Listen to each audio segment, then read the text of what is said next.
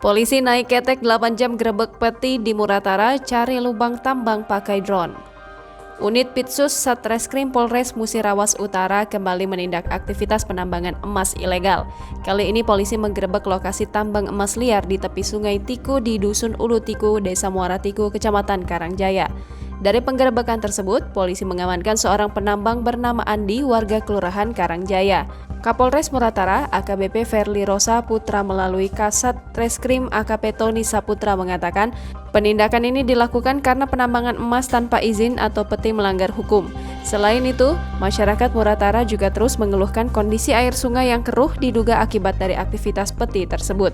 Selain mengamankan seorang penambang, polisi juga menyita sejumlah barang bukti seperti mesin dompeng, karpet, penyaring, botol air raksa, pipa-pipa, dan dulang emas. Untuk menuju ke lokasi tambang, polisi menggunakan perahu ketek karena tidak akses darat. Mereka menempuh perjalanan perahu hingga sekitar 4 hingga 8 jam pergi pulang. Tony menambahkan ada 7 lokasi tambang yang mereka datangi, namun hanya 1 titik sedang beraktivitas. Dari 7 lokasi tersebut ada 14 kamp penambang yang dibakar petugas, tetapi sudah kosong ditinggalkan penambangnya.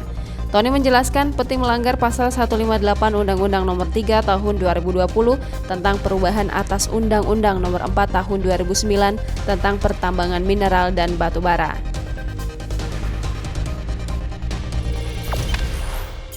Jangan lupa subscribe, share, komen, dan like ya!